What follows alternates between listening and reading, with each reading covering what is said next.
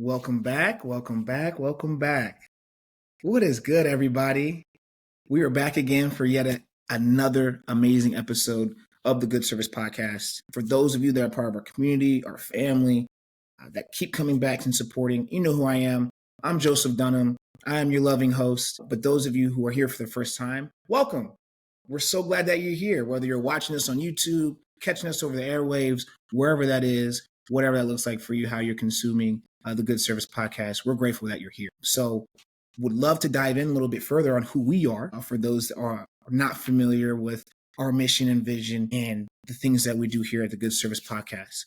We are your source for good news, wholesome stories, inspiring stories around the good services that nonprofits and other service-based organizations are doing in their communities to make this a better place. Sharing the origin stories of their inception and their leaders behind the missions and visions. Your source for positivity. So for those of you that continue to come back to us, thank you.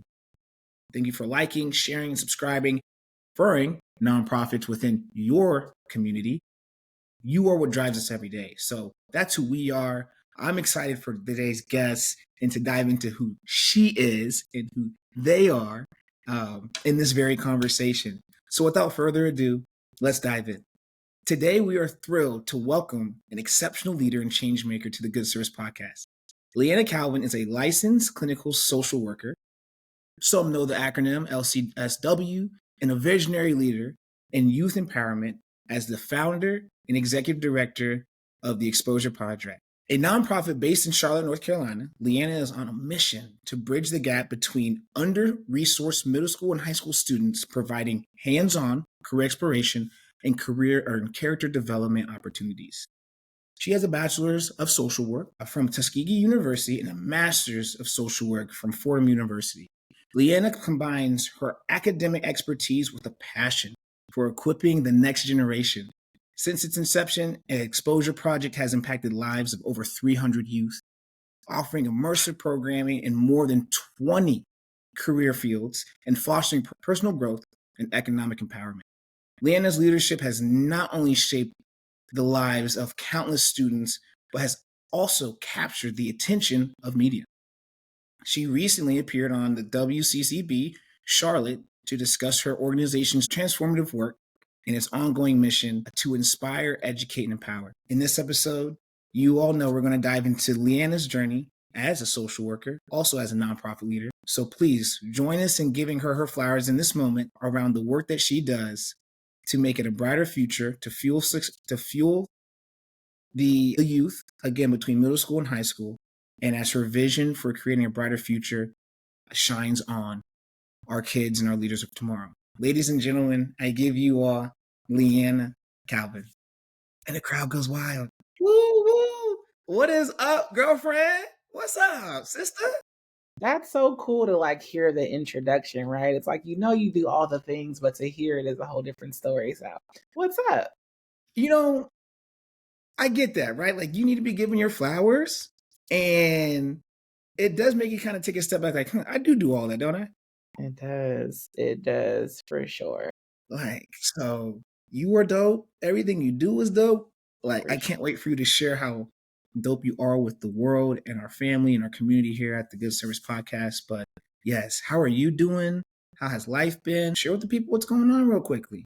Yeah, I am doing well. Today is a good day. We're still in the early season of the new year. We're a few weeks in. And I feel like my new year is starting off really well. And really is just from a mindset perspective. Not that anything has happened differently, but just coming in really with a sense of peace, to be honest. So I'm doing well today. Of course, got a long to-do list to do, but that's life. But I feel good about it. So I'm well. Thank you. GOOD good. I love it. I love it. I love it. And yeah, like you said, the mindset, the energy's there. What has you so up right now? Right? Like, how are you tapping? What is your mindset for 2025? Let's talk about it. It's interesting because typically people plan out their year December, to get ready for the start of the new year. Because my birthday is so close with the start of the new year, February 1st, I kind of use January as my planning month to get ready for the official start of my year. And so thinking through like what does my this year look like?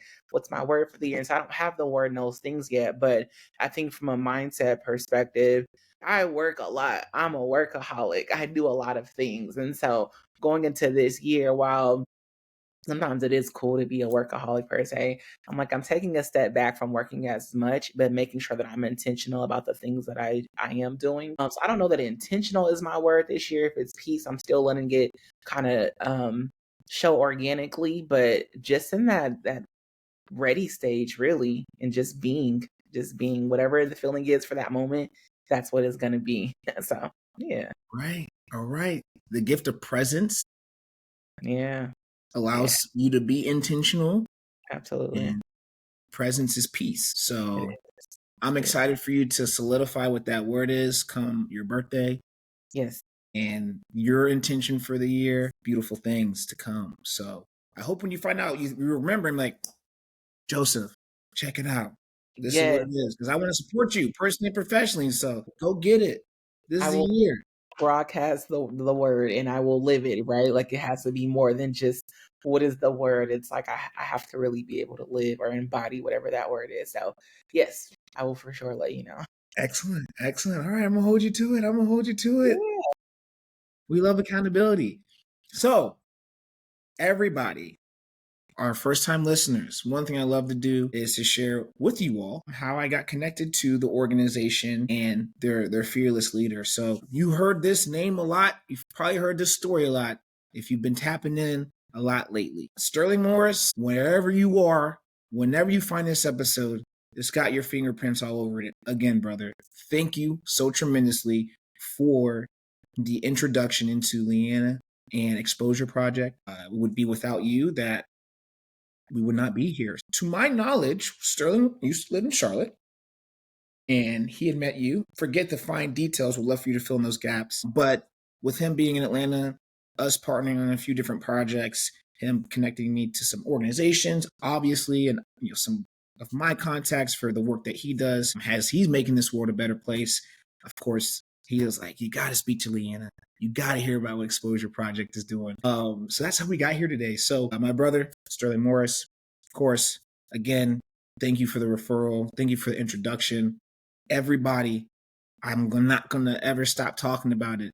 If there's an awesome organization led by an awesome leader in your community, no matter where you're at in the world, you can be in Beijing, you can be in Naples, Italy, you can be in Australia, you can be obviously in North Carolina, in Charlotte, you can be here in Atlanta. Give us a shout, right? Refer that organization, refer that leader so we can give them their flowers respectfully. So, Leanna, how did you actually get the chance to meet Sterling if you want to fill that gap in for us? Yeah, so it's Sterling. So I met Sterling through, at the time, another one of our board members. And so we had just started or we just started the board aspect of Exposure Project, really. And we were looking to recruit new members that were really dedicated to the mission and what we were doing. And one of our other board members knew Sterling, and so he recommended Sterling. And so Sterling had the pleasure of serving on our board for, I believe, a year or 2 years, which has been really cool to think about. And he was with us during our infancy stage. So he was very much a part of the inner workings of who is Exposure Project, what is Exposure Project, all of the things before he relocated. So that is how I know Sterling, and that has been his involvement with EP, Exposure Project. Excellent. Excellent. Is it okay if I refer to Exposure Project as EP, since I do know Mhm. you guys go by EP, but for the people listening, I want to make sure when I switch up to EP, it's That got they your know sign what of you mean. approval. Yeah, EP is perfectly okay. Perfectly okay. Bet. We'll make that happen. Well, beautiful. Sterling, yet again, thank you. We love you. We appreciate you. And keep allowing your heart to serve, right? Because you're doing a lot of amazing things, brother. So, with that, again, Exposure Project is a nonprofit and was created to expose youth to various opportunities outside of their immediate environment. After observing youth in several states struggling with self-knowledge and sharing a common desire to emulate professionals in entertainment and sports related careers, they found it imperative to provide resources and tools to expand the vision and ways of thinking.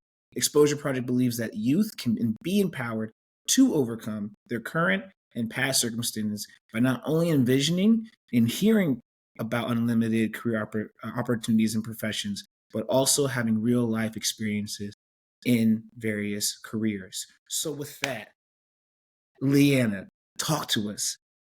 How did Exposure Project come to life? Where does your story begin? And Yeah, then how does that play into the story of EP? absolutely. Good question.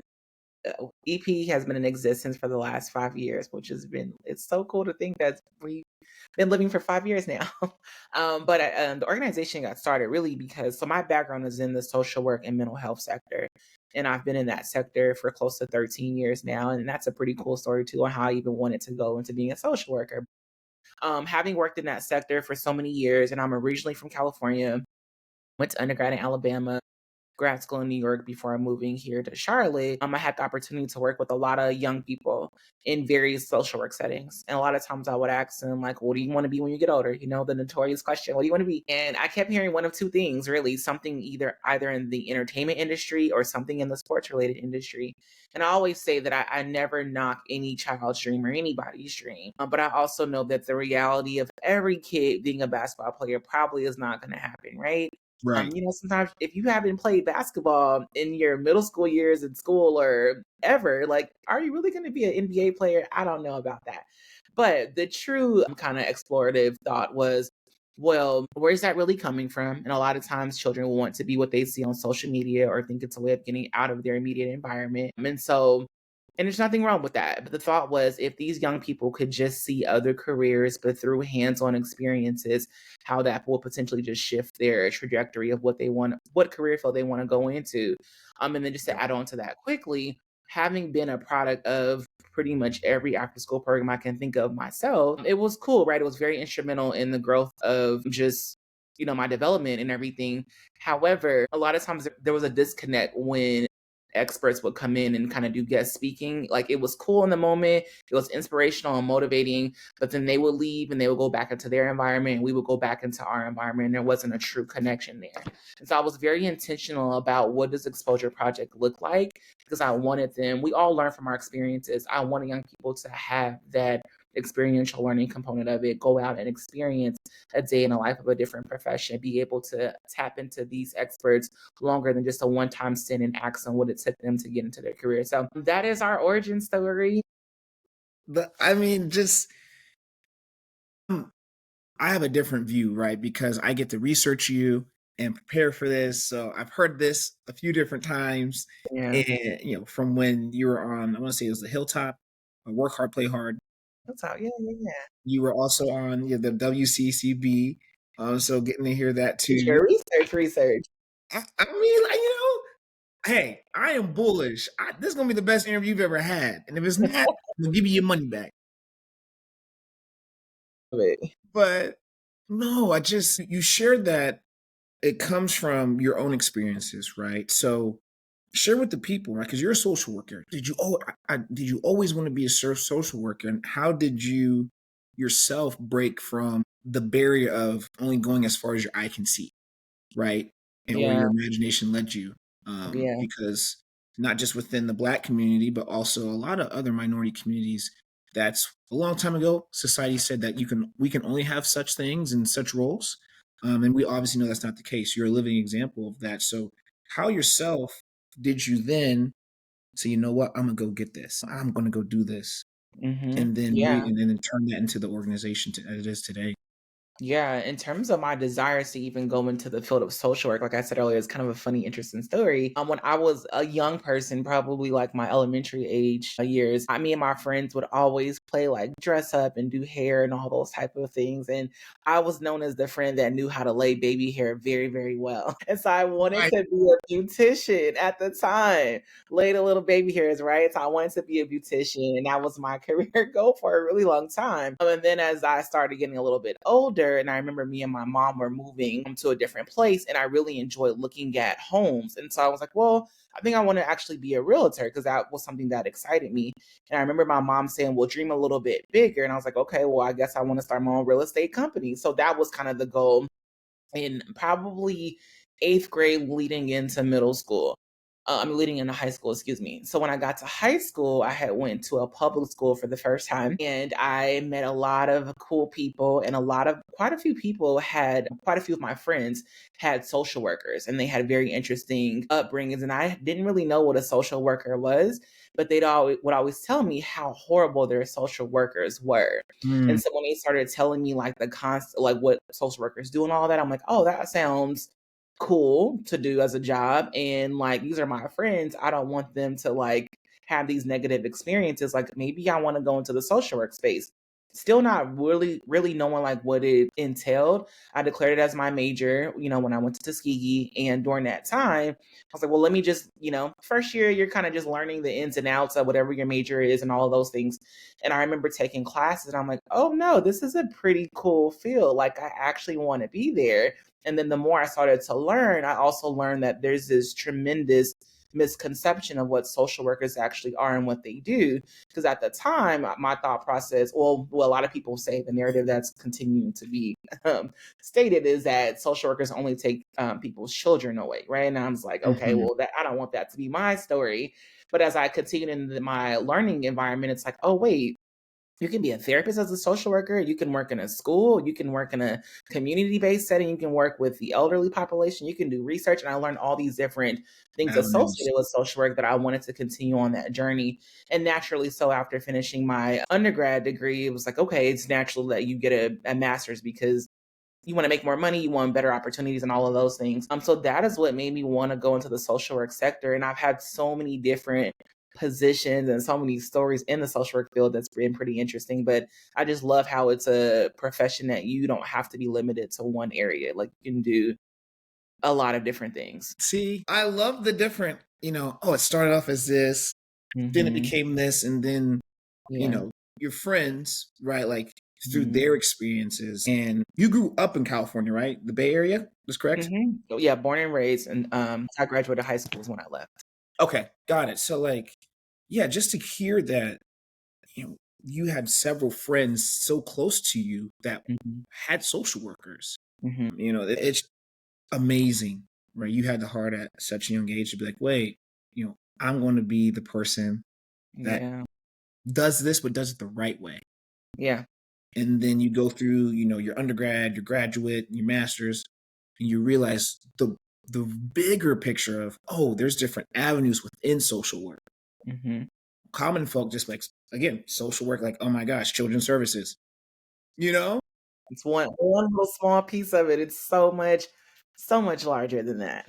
So I'm glad that, you were able to see that for yourself. Obviously, you live that every day now, and to see that through, and for educating our family and our community here at the Good Service Podcast that there's more than just social work is more than what you think it is, Yeah. right? And so, and that's a big part of your personal story and obviously what you do at EP and your day to day. So thank you for sharing that with us. It's funny, my older sister, she's a social worker. What up, Shawnetta? I love you, girl. She is crazy. But like, you all have such a, I mean, anyone in the service industry or service based professions has such a heart to serve, Mhm. right? And to do things the right way and to Yeah. really drive impact. So, like, I've been fortunate to learn more about it from her perspective, but I can't wait to ask you some questions to learn about it from your perspective. Yeah. So, EP, EP. Exposure Project. All right. So, in multiple interviews outside of what's on the website, you've made it clear it is not an after school program, though you work with middle school and high schoolers. So, what is the difference between EP and an after school program? Like, how are you going about and getting, when are you in session, when you out of session? Like, please share with everybody really how your sessions work and when you're on and when you're off. Yeah, for sure. And I always say I should say we're not a traditional after school, we're not after school program. Traditionally, after school programs are more of your academic based, like helping with your homework and your tutoring. It's more consistent with meeting every day after school, and it's just a different level of engagement. So we are an out of school time program because we're operating after school hours. However, I just say we're not an after school program. But in terms of logistics with what our program structure looks like, so we really operate like off of a 6 element model. So there's various things that we do. So we're meeting with our kids weekly, but we're in different communities, or I should say we have different sites. So one of our partners right now in Charlotte is in Livian, which is Charlotte's former housing authority, and that's where some of our kids come from. And I refer to our kids as game changers, so you'll probably hear me say that a few times throughout the interview, but I believe they're changing the game of life, so we call them game changers. But some of our game changers come through in Livian. Currently, we're in another community that's called Renaissance West Community, and there's some history there here in Charlotte, but we have some sites there as well. So right now we have 3 sites, 2 meet in Renaissance West, and then we have one that meets at our location as well. When we're meeting weekly, we're really doing that heavy like character development work, right? So learning about who you are as a young person, a lot of team building activities, a lot of understanding of your emotions, how do your emotions influence your decisions, and some of those things. In addition to the character development piece weekly, we're doing service learning projects. Our kids get to identify like what's a problem in either their school or their community and build a project around it, which has been pretty fun as well. We do parent engagement things, and then we do exposure trips, and our main component is the shadowing. And our shadowing really takes place outside of those sites. As I mentioned earlier, the goal is for them to have those hands-on experiences with different industry experts. So they're going out and they're paired with different industries and getting to experience what the day in life of their profession actually looks like. So that's kind of the logistics of the overarching things. We do have like other kind of subset things that we're working on, and we have our, cool food truck initiative we're working on as well. But yeah, that's our structure. Sign me up, right? Or if I had a nephew, a niece, and they happen to be in the area within the demographic you serve, I would be like, absolutely. Yeah. There's such a need for mentorship, but also the exposure of just the vast possibilities from a career exploration standpoint. I was just having a conversation, like my background's in sales. And I remember growing up, my teachers and professors would always say, you're either going to be a salesman, you're going to be the president of the United States, the CEO of a company, or you're going to be in front of the camera or behind the camera. Right? I used to get so mad when they told me I'd be a salesman because I'm like, the first thing I think is like a sleazy car salesman or someone that's pushing phones out of like a Sprint or a Verizon, or maybe you're selling appliances like, I don't know, an H.H. Gregg. It wasn't until college, right? Oh, my advisor was like, hey, you should think about corporate sales. I'm like, what are you talking about? Like, what's corporate sales? Right? To what your social work. You're like, wait, there's more levels to this. There's more avenues. I'm like, oh, so this is how Boeing is getting their resources. This is how, John Yeah, Deere, whoever is getting. So just that exposure, right? And that's what you're absolutely. bringing to the kids. It's Yeah, massive it because then is. imagination's everything.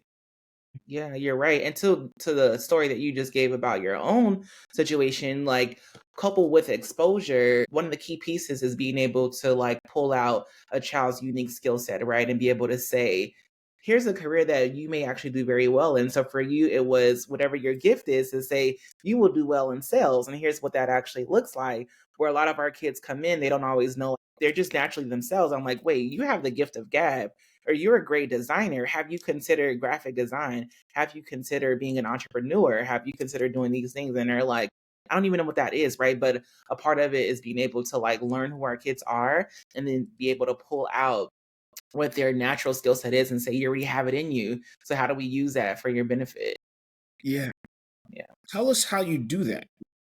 Is it an assessment? I know you said you meet weekly about the development of things. So if a child's coming in for the first time, how do you then say, oh, this is it? And then also get them to buy in. Yeah, look, getting in the buy-in, that's the funny part, which they normally do at some point. But in terms of, so really it all goes back to that relationship building piece and what does that truly mean for us? So when we first start with our kids being involved, with their parents being involved, everybody has to go through an orientation process because one, we want them to know, like, yeah, you signed your name because somebody said you should do it, but what exactly is this organization that you're signing up for? And so once they attend the orientation, and that's both the parent and the child, we then say, okay, you're going to have a one-on-one interview. And the interview is not to be that you're going to be in or out or any of those things, but we want to have that personal connection, that personal buy-in early, not only with our kids, but with their parents. So as parents, we know that that's a struggle across the board with getting them to be continuously engaged in whatever their child is involved in. And so for me, I'm like, I want you to put a face to who's going to be with your child every week. And then I also want to know, like, are there ways that we can support you as well? So we start with the relationship building piece early on with the interviews. And then once they start the official program, they do parent and child go complete like a little small survey to answer a few questions. And then we do a few other like things to really get to know who that child is, and to pull out some of those unique skill sets. And I think naturally when we're doing activities, you're you, right? So they're gonna Yeah. just come out in various ways. And I think how we get our kids to buy in, it's hard when we're just telling them. We have to show them and we have to create an experience that they can have. And so one of the stories I always like to our success stories, our continuous success story, excuse me, is one of our kids who came in who he wanted to be a basketball player, as most of our kids at the time kind of did. And for him, he had the gift of gab. Like he can sell you probably the shirt off of his back. And we're like, you're gonna shadow an entrepreneur. I want you to see what that road is like. And he was like, no, I'm not. I'm not doing it. I don't care. I don't even know what it is. So it was some gentle nudging, a lot of gentle nudging. It was like, just give it a try. Like, just go see. And if you don't like it, it's okay. And he was like, yeah, I'm not going. So then he finally decided that he was going to go. And so the way that we break up our shadowing experiences, they're intimate experiences, no more than 3 to 4 game changers per shadowing experience. So all the kids in the program knew he did not want to be an entrepreneur. He did not want to go to the shadowing experience. And this was my kid. He's still with me now. That is my wild card, meaning that you never know what's going to come out of his mouth, right? And so he got to go shadow an entrepreneur. And I'm also big on not just pairing someone or a kid with an industry for the sake of the industry, but what does a connection with that person over it look like? Because I knew the entrepreneur, they would have a good connection. So he went to go shadow. Shout out to Queen City Poppin, Roston here in Charlotte. He went to go shadow Roston, and he built a connection with him, right? Like it was, yes, cool to be an entrepreneur and learn about the ins and outs and starting the business and doing the popcorn, but it also was cool to see somebody that looked like him, that was young, that he can relate to. And so after that experience was over, he got to go back to the site, and all the kids were like, waiting, like, what happened? How was it? Oh, You yo, didn't want to what's the do it. tea? What happened, bro? Right? And so his exact words, I wonder, does he remember? But his exact words was, I'm not gonna lie, I think I want to be an entrepreneur now. And so while I love that story and it's super exciting that it doesn't stop there. So this kid has been with me for the last 3 years. So after that, we still make sure that we paired him with other entrepreneurs to get a sense of like, what does that actually mean, and what would your job look like? Because he's into like designing t-shirts and things. And so this is where key partnerships come in as well, because we partner with another organization here in Charlotte, shout out to Duke Grader, and they had entrepreneurship programs. And so we put him in those programs. And when she was able to be a part of their pitch competitions, be a part of their 3 entrepreneurship tiers, and be able to produce his own t-shirt hoodie line and began selling them, which just happened as early as December. And so he's still with us now, and he's still figuring out his journey. But it's to that my point earlier of, we saw that he had something in him, and we had to just pair him with the right people and the right resources for him to realize like, oh, I can really do this thing. That just, yo, yeah, it's Yeah. just so inspiring, right? So life giving, so energy giving to, the intentionality behind the program Mm-hmm. is second to none. And that's one thing that, as I was doing my research, again, listening to other interviews and things in our prior conversation, I'm like, okay, I believe the intentionality in that pairing Mm-hmm. is the secret to the success for mentorship programs within, a demographic from fifth grade to even early college.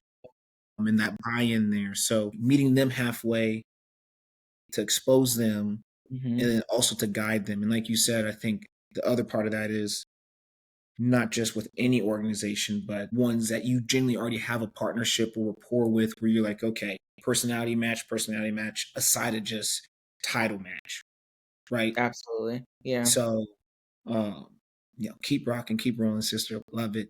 Yeah. Let's talk about, this is something I really like about your program. your community-based initiatives and your projects. Mhm. Like that's very different than any other mentorship program, mentorship nonprofit that I've got to work with. I Mhm. love it. So share with us, what that is and how is the food truck coming along? Yeah. I'm trying. I don't remember where you and I's last conversation left off on it, but I probably do have a few updates too. So let's go back to even the concept of the food truck program and all that kind of stuff. And I'm going to be completely transparent, right? So as a budding nonprofit, we know that when you're starting off with anything and you're asking people for something, you have to prove that you're credible in some way.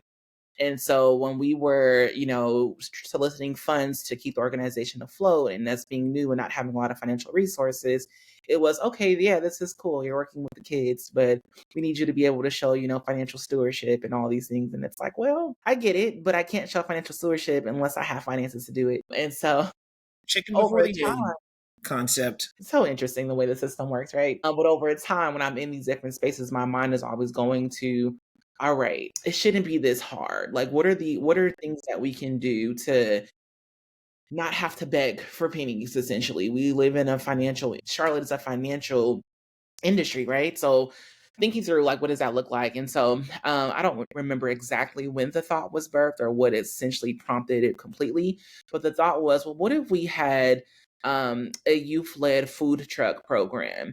And so with the food truck program, it's kind of two-sided. One side from an operations standpoint is this is a way to have earned revenue that will keep our organization afloat without having to be so dependent upon other grants or individual donors or those type of things. Now we're not there yet, but that's the hope overall. The other piece of it is the program side of it. And so I'm all about experiences.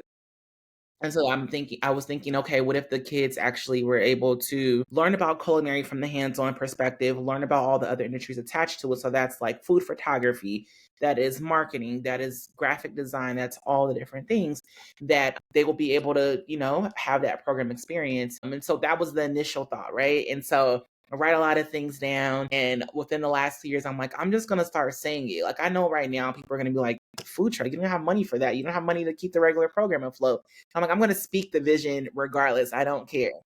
And so I think it was every year we do a brunch. So I think it was last year we're doing a dreaming activity and I was talking about it and people started like believing it. And I'm like, oh, this is becoming a real thing.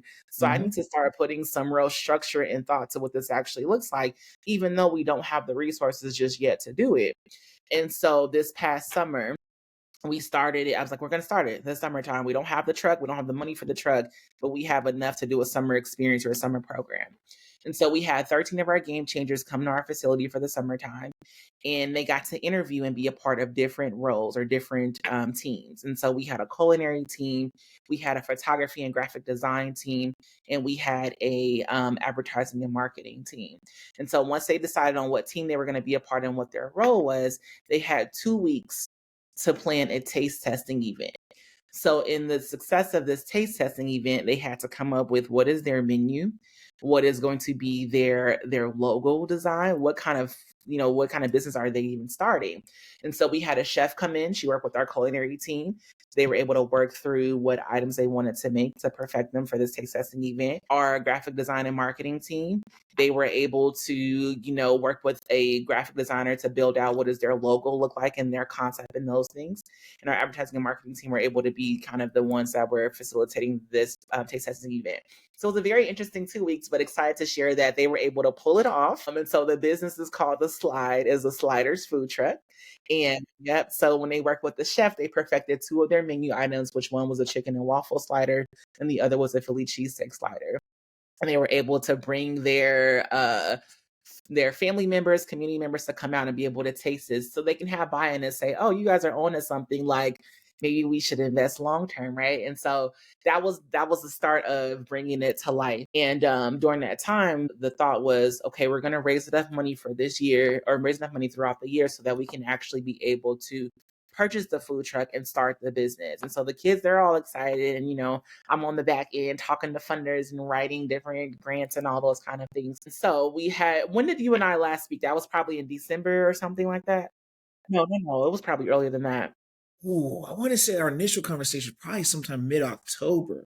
Mid-October. Okay, so you may This have been was, yeah, they were just now getting to finalizing their menu is when we talked. okay. So it's probably around the time that we had got a pretty big announcement. And so during that time, well, a year ago, there was and I'm going to shout them out because it was the easiest process I've ever gone through, and I absolutely love it. So there's foundation called the Wow Gift Project, Wow Gift Funding, if I'm not mistaken. And essentially, you just write to them, you tell them what your dream is, what you want to do, and you tell them how much money you need to make it happen. And if they like your concept, then they set up a meeting with you. And if they set up the meeting with you and the meeting goes well, they present it to their board. And if the board likes it, then they will give you funding. And so we started that process last year. And then we're excited to share that we were able to get $100,000 from them. And so the kids will officially be able to purchase their food truck. And so now we're continuing in that process of them looking for the food trucks, continuing to perfect their menu items. We're working with a creative marketing company so that we can make sure it's a credible business, that we have official assets and locals and all that kind of stuff. So the hope is that we will launch it this summertime.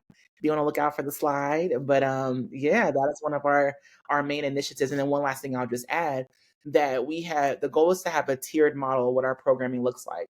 So when our kids first come into the program, they're getting exposure to all the different careers, right? We've have a range of different things. And once they make a decision on what career they or interest area they want to go into, then they can attend our specialized program. And that right now is Mhm. our food truck program, to say, okay, I want to be a culinary artist, then let me go and do this program here. This is just one of the many programs that we'll launch over our many years to come. But the goal is to be able to have that specialized focus so that they can really have that hands-on experience. Woo! Yeah. It's Yeah. shout out Wild Fun Foundation, Wild right? gift funding. Yeah, Wild Gift wild Funding. gifting. Wild gift funding. Shout out to y'all Yeah. for making dreams a reality. For Yeah. organizations such as EP, for leaders such as Leanna, more importantly, these kids. It's about the kids. We have to invest in our young folks. They are the future. They are our leaders for tomorrow. So, like I pray that you get to see the fruits of all of this. I have a feeling you will. Awesome. Just so I gotta get on the road. Listen, let me know what's going on. We might get the Good Service podcast on the road, little taste We test. may be coming out your way. So the kids want to actually get which I haven't actually told anybody outside of internal people, but they want to get a short school bus and convert it to a food truck. And so we've been looking at different people that can help with conversions. And our main person right now is in Georgia. So we may be taking a road trip out there because I want them to be a part of that conversion process. So Okay. yeah, we may be. Ooh, we love an immersive project. We love an immersive field trip. I mean, hands on as it gets. So, Yeah. congratulations. Major Thank you. congratulations to you, right? To just Thank you. the back end, you said the grant writing, the conversations with Mhm. these different organizations, getting them to buy in and to see the vision. Mhm. You know, they're going to be like, man, that should have been us, right? And follow suit moving forward as they see the beautiful things that you've done, and that Mhm. kids are doing, right? And the impact that's truly having. How Okay, so how do you decide then which community-based initiative, like need, is the one that you go after, right? Because you said you have three different communities or the locations, and the kids probably Yeah. weigh my community is this or this. Like, how do you all decide that, and then to Yeah. take the project and run with it? No, that's a really good question. So, when we first started the organization, we were actually doing our programming in a school. And so it was during like their lunch period, more like proof of concept pilot program. And this was right before the pandemic. So, after the pandemic happened, we were like, okay, in after when the pandemic happened, schools were not focused on out of school time programming, right? They were focused on let's try to get them academic based support, which is understandable. And so during that time for us, it was okay, who truly is our target population? Where exactly do we serve them and what does that look like? And so at the time, I was thinking through there's a lot of community organizations out here that don't have this career readiness arm to it. And that's kind of where we come in to bridge that gap. And so doing research, that's how we found out about Enlivian. Now, Mhm. Enlivian services families all across Charlotte, so not just in one specific area. So when having that initial conversation with them, it was okay, well, let's think through what are our high need areas that has, quite a few kids, and then let's think about how you branch off into those areas. And so that's how it was originally decided what communities we were in. Considering and living in services kids all across Charlotte, even though we're in particular communities, sometimes our kids don't necessarily live there. They live in other communities. But that's how the original thought process came about. As we continue to grow and expand, our goal is to be able to work with other community-based entities over time. But that just depends on, capacity and all of those type of things. And in terms of the kids, really, it's right now, it's been a lot of just word of mouth and them like publicizing what the program is. And then those that are interested are signing up and go through that full process. And so with the special initiative, they have to have, those young people have to have been in our program at some other capacity, at least for a year, before they Okay. can join the special initiative. So we're still kind of revamping what does our program model look like, and it may change again over time, but currently that's what it is. That you have to been involved with EP in some other way before you can get to the specialized piece. Excellent. Excellent. Ooh, okay. Yeah. And you've served over 300 up to this, and 5 years ago to now, 300 Mhm. youth. What's the current cohort size? I know that's also when you want, that intimacy of Mhm. one professional to 3 to 4 game changers. How are you making sure everyone's having that intimate experience on a weekly basis too? Yeah, yeah, really good question as well. So we, with our three community, well, so we have three program offerings. We have a summer experience that's usually 2 weeks, and that group is usually around 15 kids or so, 15 kids. With our exposed program, that's our main program I've been talking about with all the 6 elements in those communities that I mentioned. For every program, our goal is to have around 15 children or so. Some of them are right at that mark, some are a little bit less. So amongst the three sites, my highest group actually has 16. My lowest group has about 7 or so. So those are our more weekly consistent groups. But another way that we service more children outside of those things is we do a 1 day experiential youth summit every year. And so a lot of our kids come to that event, and that's still, I say it's like exposure project on steroids, right? Like we theme it out, it's super dope, it's super cool, but they get to still do those immersive workshops with those different careers. So it's about 8 different career industry workshops that can range from cosmetology, where they're actually learning how to like braid and flat iron and do all the hair, to financial literacy, to creative marketing and all the different things. But yeah, so for that particular event, our goal is to have 100 children attend that event. We've done it 2 years. I would say last year we had about 99 that registered, but 65 showed because it tends to storm on that day for the last 2 years. But yeah, that's another way that we're able to serve larger groups of young. Excellent. Ooh, yeah, I saw on the website you had your summit for 2023, and it looked, I mean, if I'm a kid, I'm like, let me sign up, right? Let Folks. me get there, Pretty So fun. We theme it out and go all out. So we're revving up for March is our next one. I mean, we're gonna build off of our theme from last year, but it's a pretty fun day. It's a pretty fun excellent. Well, listen, let us know. I mean, I know we're here in Atlanta, right? But still, let us know how we can send us a flyer. It's going to go up on LinkedIn. It's going to go up on Facebook. It's definitely going to go up on Instagram. So, anyway, we can help market furthermore, not just the summit, but all the other things you have going on. You have our full and utmost support here at the Good Service Podcast. Appreciate So, it. I'm going to hold you accountable. Let me know what's going on so we can look good people of this Look, I world. will send it. I'm pretty big on my word, so I will send you all of the things and appreciate you for being willing to share those things out to your network. Of course, 'cause, a big part of the Good Service Podcast, right, is it's a platform for you. It's a platform for EP. Hear Mm-hmm. your flowers, but also you never know who's listening. Yeah. Someone or watching, right? Someone could just be inspired and say, you know what? I was a child that had a social worker in high school. I want Mm-hmm. to get involved, even though I live in, Tulsa, Oklahoma or Chicago, Illinois. Like, you never know whether that's here's some dollars or I can be of service. I'd love to fly in, or I know people in the Charlotte area to help. So just, it's when that's a major part of the good service is, again, kind of dope, really cool. I'm doing our numbers and analytics for 2024. Downloads, listens, watch over 30 countries and 477 cities in 2024. That is So congratulations. it's like, and we're just year two, so it's like, let's Yeah. keep going. And some of the emails I've gotten are really exciting around people just saying, I came across this episode by happenstance. It just made me want to get involved in my own community. Hey, I'm from here.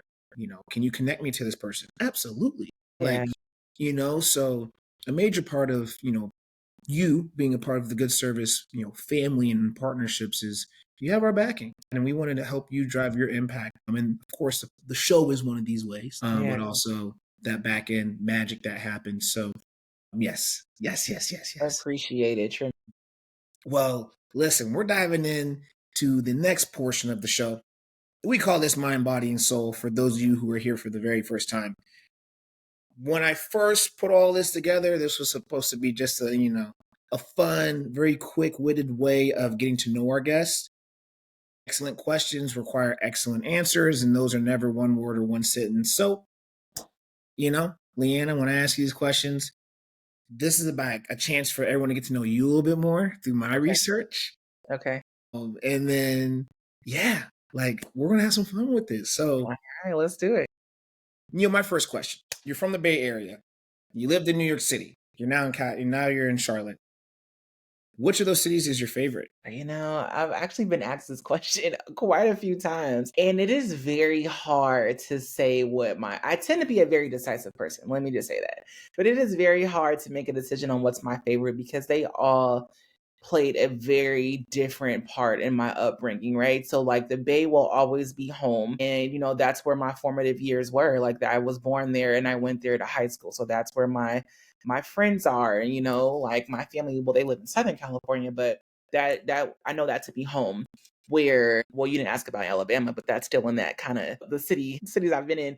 Alabama was beginning to come into myself as a young person, right? It's a separation of being at home and now being across the states with a whole different type of culture and meeting new people that look like me, but were still completely different. And so that was like, wow, I have to be independent. And, I went through a lot of transitions at that time. I'm not just being in school, but personal as well. So that was very much a part of my upbringing. And then going to New York, just the climate of New York individuals, right? You're gonna just naturally get a little more tough skin because of being there. But I absolutely love New York. That's where I spent my early 20s, mid 20s as well, and met a lot of cool people there. And that was a part. New York was like truly coming into myself of like, okay, what is Leanna's voice and what does that actually look like? And that happened in New York. And then Charlotte is like the budding piece of putting all these things together here. So it's hard to say that California is my favorite because they all are just, they're all moving pieces. But there's pieces of things that I like from each. But Okay, so what are those pieces? California, I love the weather and my friends and food. Mexican food specifically. Alabama, just the culture of down south hospitality, and that type of culture. New York, I love the hustle and bustle. I love that there's always something to do, and you're gonna always be entertained. Right. And then in Charlotte, I like that Charlotte is a mix of almost like all of those things, minus the good Mexican food. Have not had good Mexican food out here. But Charlotte is like that cultural down south feel, but then also has feel as well. And there is a lot of opportunities, especially for upcoming young Black professionals. And so, yeah, those are kind of the bits and pieces from each place. Okay, I can get down with that. Yeah, and it's cool, right? Like from the left coast all the way here to where you're at in Charlotte, and like you said, Charlotte being that hodgepodge of like a little bit of all of it, besides, of course, the Mexican cuisine. So gotta figure that out. I mean, I know Charlotte's the border before you get to South Carolina, so maybe you just take it. No, I've accepted that it's okay. They don't have to be great at everything, and that's one area they just may not have. So I'm okay with it. Yeah. No, I love it. You're a musician, or at least you played the guitar for a little minute, or was that just a You want whole? a photo of me playing there? No, okay, so oh my goodness. So you have done true research. That is funny. No, I don't. I secretly think I could play and sing. If you were to ask my friends, they would say otherwise. Yeah. But no, that was a prop photo shoot. I do have a desire to learn how to play. I really do, but I don't know. Okay, got it. You want to play the guitar? I do want to play the guitar. The acoustic, electric? Acoustic. Why? I think it probably channels back to my younger years of indie and all the feels. But I love music. I do love music. I like all types of music. And so I've always thought it would be cool to learn how to play an instrument. I did play piano for a short amount of time in high school, but I wouldn't really count that. But I just like I like How would you not count playing the piano? What do you I mean? don't know. I feel like I did it for 1 year when I was a senior. My mom went all out, bought me the piano. I even had a little recital and everything, could read a little bit of music, but I feel like I didn't give it my best shot in like really perfecting it. So if I'm not good at it, I don't always promote it. Hey, okay, I get that. I get that. Right. Yeah. So fun. Okay, you said India Irie. So let's Indie talk music. Who are your top three favorite artists ever? ever? That is tough. Okay, who are your top three right now? Who's in the rotation? Who you got? Now, what category are we speaking? Because it's so many layers to this, right? It's like In this new season of your life. artists, old artists, R&B artists, hip hop, gospel, like what direction? In this season of your life, or you can just tell us who your top five artists were from 2024 from your Spotify Warped, or if you Spotify does use say that. I yeah, don't know yeah. what Spotify has shared, but I will say this: I'll answer this question in terms of vocal abilities and who resonates most with me. Jasmine Sullivan, number one, or not number one, but in the top five region. Jasmine Sullivan. Ooh, I wasn't prepared for these questions, and this is very reflective of whatever my interest in be. Uh, Jasmine Sullivan, number one. I like Yeba. Her voice is amazing. Ooh. If we're going in kind of that soul feel of things, I recently have been listening to this same song over and over again. It's by an artist called Sasha Keeble. The song is called Why. I like a lot of new artists. I heavily enjoy your music, Soul Childs, Erica Badu, India Reeves, kind of the neo soul feel of things. That's probably over five, but still doesn't really No, encompass. that's good. Everyone that I got a little bit of each of them. Yeah, Oh, like I see you. You okay. We yeah, can vibe out sometime I love music. as we're serving the good people. You know what What's I'm up? saying? Yes, I love it. You're also well read. I do like to read. I do like to read. Yes. What are you currently reading now? And the follow up to that is, what's your favorite book of all time?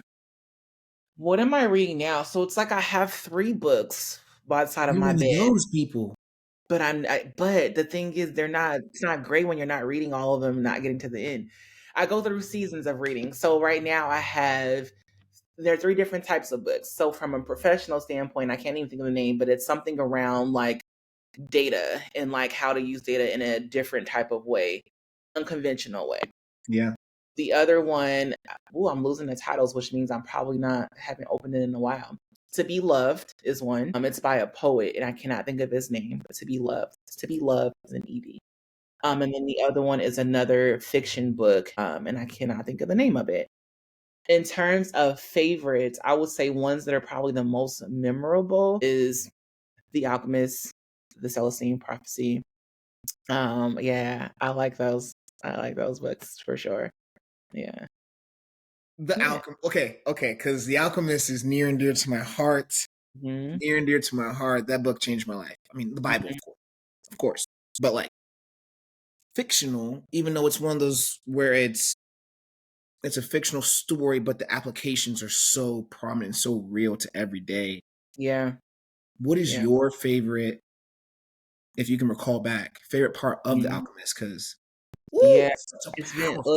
it's been some years, and I said I want to read it again because I know that's a seasonal book of where you're at. And so if I'm thinking about my favorite part, it's kind of hard to like narrow down on a favorite part. I would almost say like the end of the book because it makes everything kind of come full circle when you think about like all these different things that had to happen to get to this like ending result. And so I know I'm answering very vaguely, but I don't know. It's just like the wrapping of everything. Like you had to go here so that you can meet this person to go there to meet that person. So I don't have a favorite piece. It's just wrapping it all together. Okay, how about this? We're doing this. The people are going to see it. They're going to hear it. Let's reread The Alchemist this year. And let's the next time we talk, I could commit to that. when we see each other next, you in the field trip are here in Atlanta for the bus conversion, or Good Service gets out to Charlotte to experience the food truck. Ooh, because Yeah, I love that book.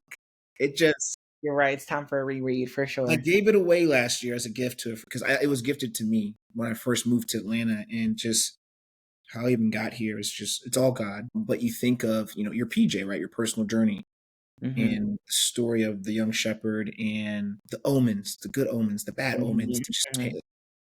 It's a story of being faithful, but Mm-hmm. also listening and trusting yourself and perseverance, right? Like keep going. You got Absolutely. it. Like you got it. Keep going. And one of my favorite parts of the book is, when he's having that conversation with the storm, like the sand, and he's yelling and yelling at the storm. He's fearful, and yet he knows what's going on, but still, it's like he's recalling what the old gentleman said at the glass shop, right? And I'm like, oh my gosh, like this is Look, now you're rejogging my memory of all the different pieces. I'm like, yeah. Mm-hmm. spending the night in the desert, and then the alchemist is right there, and he's like, wait, this is it. So Yeah. yeah, you got me turned up. Love the Yeah. I'm book. gonna read it. I definitely want to reread it. Okay, okay, okay. Yes. Yeah. It's amazing that people can read multiple books at one time. I just feel like I'm cheating on the book. I'm like, I just need to focus on the one right now before I Yeah. get to the other. I think the key is to not read the same type of books at the same time. So if I were reading like two fiction type of books and it's like, wait, what? I know I need two separate stories. But if there are different types of books, then I can read them. Yeah, I love it. All right, all right. So you're well traveled. I'm like, what questions are coming next? Uh-huh. Where's your favorite place in the world that you've been? Like a place that like you would love to go back to. Yeah, I kind of have two places. So I would say my favorite in-state place to travel is New Orleans because I love the food, I love the culture. I like everything about New Orleans so much so that I brought a ticket to go to New Orleans for my birthday in a few weeks as of my first solo trip. So I'm like, why not go to a place that I absolutely love? So New Orleans is definitely my favorite in-state place. And then I would say international wise, it's hard to say this is favorite, but it was a really needed like exposure trip for me, and that was Barcelona. Mm. So at Barcelona, like I never really had the desire to travel internationally at that time. I didn't have a passport. My friend was like, "Get a passport, we're going." I'm like, I don't really want to go to Barcelona, but sure. And so once we got there, I'm like, "Oh, there really is someone." And that was my first international trip. This was probably like over 10 years ago now, but going over there was like, "Oh, there's a lot more life outside the United States, and there's a lot to experience." And it was just so great to like see what life looks like and having to figure things out and experience what that culture felt like. It was cool. I liked it a lot. Okay, okay, okay. I've yet to gone to Barcelona, and I've yet to have gone to New Orleans. Oh, you have to do both. New So Orleans is great. I've heard both things. I've heard New Orleans is off the chain. It's wild. Mhm. It I can was be. like, It that can will be be. back There's levels to it, right? So like when I think about my solo travel solo trip I'm gonna go on, like my desire is just to have good food and listen to live music. We know the music scene is crazy out there. So there's your if you want to keep it more low key, and there's your if you want to go for Mardi Gras and all of that type of stuff. That's a whole different kind of feel. But yeah, I mean it has something for everybody. excellent. Duly noted. Yeah. Duly noted. Yeah. Finish the sentence. The world would be a better place if. The world would be a better place if people truly engaged in what their real passion was or is. I like that a lot. Yeah, Mhm. I couldn't agree more. Yeah. We all, I think, be in alignment with purpose and assignment Mhm. Mhm. For for sure. sure. I like that. Yeah. What is your definition of good service? My definition of good service, sometimes I tend to be like a literal, right? So I'm like, well, how do I define good? How do I define service? When I think about like the whole kind of phrase or statement or words, so I think about good, it's like something that is, I don't want to say a feeling because good is not a feeling, but I'm a thinker. I like to process before I just say anything. Listen, take your time. Excellent questions require excellent answers. Oh, for sure.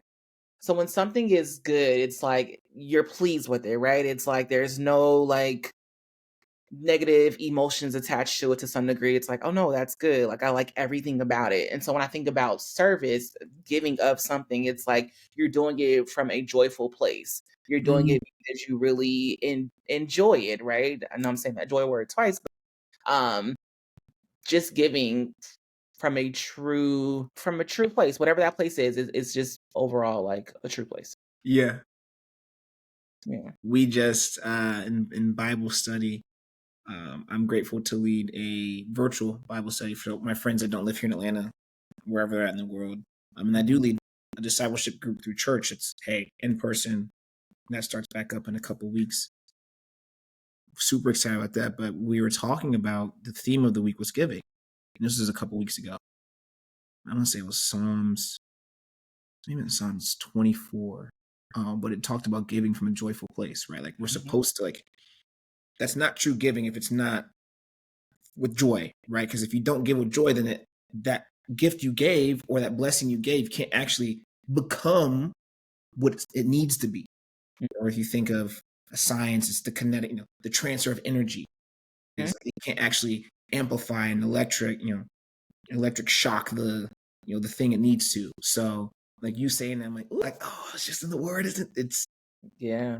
basic instructions before we leave Earth. Bible. Mhm. There you go. Last but not least, and I have a feeling I have a feeling I know where this comes from for you, but I'm curious to actually hear your answer. Okay. Where does your heart to serve come from? Well, I think overall just my own life experiences. And so of course that is packed with a lot of different things, but I think naturally like my mother was that way as well. And I think my dad too as well. But I think just my own lived experiences of like, okay, this person or something is not right, like how I'm not one that kind of just sits in like what's wrong. It's like, no, I can be a part of the solution, like I can Mm-hmm. help. And so I think it's just one passion for people. Yeah, just knowing that I try to do, like I know it's the golden rule, but I try to do what I would want somebody to do for me, right? And so yeah, really lived experiences. Yeah, that was my guess because it comes back to your friends in high school. Mhm. Mhm. That being one part of the major components for you Mhm. outside of mom and dad, right? From a Which career is a beautiful standpoint, thing. absolutely. Yeah. So like, Yeah. thank Yeah, you and for I'm having. naturally like even outside of career-wise, I'm just naturally a giver and helper of all things, right? Like if somebody needs resources, I'm gonna tell you, like, you need it. So let me just go ahead and help you. I think that really is just my natural nature. I just want to make sure people are good, like outside of the work environment. Like, are you good? Are you okay? And that's just how I am. That's just like, are you good, right? Like, and I love that question more than how are you, right? I Mhm. think you're gonna get how are you is you're Yeah. going to be able to choose how you answer that, right? Depending on your relationship and rapport with that person that is asking Mhm. that. Are you good is like, I think that cuts through the noise. It's like, okay, Yeah. Or like, are you good really? I was watching something and they said that and I was like, ooh, that really kind of just hit a little different. It's like, are you good? You can say, yeah, I'm good, yes or no. But the really is what makes you really reflective, like, am I really good? And if I'm not, then what's happening here? But yeah, I think there's definitely a little extra piece to know how are you really feeling? I want our community, I want our listeners and our viewers, right? Start asking, get rid of how are you? We're changing it up in 2025. Get rid of how are you? Are you good? Mm-hmm. Really? Mm-hmm. Yeah. Like, I think that shows you actually care too a lot more than just Mhm. in passing, oh, okay, I'm all right, I'm good. Okay, cool, cool, cool. And Yeah. keep on keeping on. So thank Leanna for putting us on game for Are Oh, You good. Good? Really? Look, my mentor always tells me, she's like, how are you being? Like, what does your being feel like? Like, I was like, oh, that's deep. What is your heart feeling right now? I'm like, okay, I got to think about that one. But yeah, It's good to think. It's good to it feel. is. That's what It, this thing is about. Outside of service, right? Like it means we're alive. it does. Yeah, It does. no doubt. Only we could Um, just realize that we're alive, right? oh man, What does it mean? What does it mean to live? And what does it mean to live? to get philosophical, what's really good with the Good Service Podcast Exposure Project? Look, it can go super deep. Oh, we can. We'll save it for another time, another episode. Yeah. That might be a segment. What's really good? I'm sure that would be really cool and very likely you get a lot of good things out of it. Like what's really good? I think we just did something. I'm gonna have to go trademark that right now. Go go for it. Well, listen, y'all, I can't believe we're here. Like this past hour, 67 minutes has just flown by and it's been an absolute blast. I don't know about you all, but I've had a blast. Leanna's incredible, immaculate, illustrious, all the things. Exposure Project, y'all tap in. Now, this part of the show is called Before We Go. So it's as it sounds, right? Like closing up things, closing up shop, letting y'all get to your evenings, your days, wherever this episode finds you. But Leanna, I want you, before we go, is this whole thing's been about you and EP, but even more so, how do the people follow you? How do they follow EP? How do they tap in? How do they donate? Share your, this is your shameless plug. Share your socials, the websites, the GoFundMe's. The floor is yours, my friend. Yes, for sure. We will keep it simple with 3 ways to engage with us. So, social media, Instagram is probably the one we're most active on. It's Exposure Project _ INC. Website, exposureprojectinc.org. And then me personally, I always hate me personally. It's like you're saying me in person. Anyways, for my personal Instagram, Me. it is me. It's kind, KIND Lee 89. Kindly 89. And so, Excellent. yeah, and so in terms of donating, going to the website, going to the Instagram page, all the platforms will kind of have all those ways to engage, whether it's volunteerism, donating, or just wanting to get more information about who we are. Awesome. Y'all heard her. Instagram for the organization is Exposure Project _INC. Website is exposureproject.org. RG for those. Exposureprojectinc.org. INC. Okay. Oh, that's my fault. That's my That's fault. okay. Exposure Project INC, period. RG. Yes. And then for her personal travels, music, not playing guitars, maybe picking up guitar again, New Orleans, who knows? Who knows? But that's kindly 89. And of course, I would love for you to share closing remarks. So anything that's on your heart, on your spirit, what do you have to share and just say to the world right now? That is such a loaded question. You're making me think. What I would say to the world or whoever is listening to this podcast at whatever time you're listening to it is just pay attention to whatever resonated with you in this podcast, even if it was something extremely small. And after paying attention to whatever that thing is, do something with it. Don't just sit in it. So pay attention to whatever moved your heart in some way, no matter how small, and then do something with it. Hey, we're human beings, but also we do things.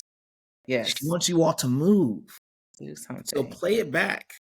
Watch it back. Whatever that is, that budding feeling, that little flame, get curious about that and allow that curiosity to allow you to move. Such a word, Leanna. Thank you so much for sharing.